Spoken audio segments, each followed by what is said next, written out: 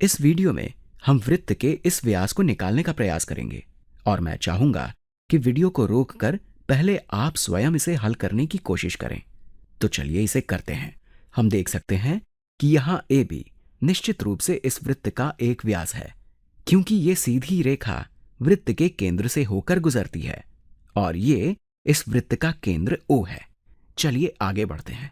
अगर हम यहां इस कोण सी को देखें तो हम देख सकते हैं कि ये एक इंस्क्राइब्ड एंगल है। अब उस चाप को देखते हैं जिसे ये कोण काटता है। हम देख सकते हैं कि ये ठीक यहां इस चाप यानी आर्क को काटता है और ये चाप इस वृत्त की आधी है।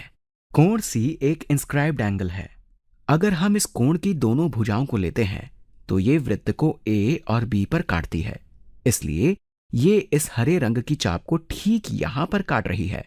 तो ये केंद्रीय कोण मतलब सेंट्रल एंगल 180 डिग्री के बराबर होगा और फिर इंस्क्राइब्ड एंगल ठीक इसका आधा होगा, तो ये 90 डिग्री का होगा। या फिर हम ऐसे भी कह सकते हैं कि ये एक समकोण होगा।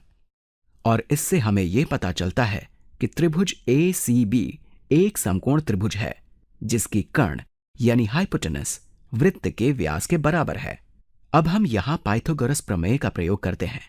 तो 15 का वर्ग जमा 8 का वर्ग ए बी के वर्ग के बराबर होगा। चलिए हम इस भुजा ए बी को x मान लेते हैं।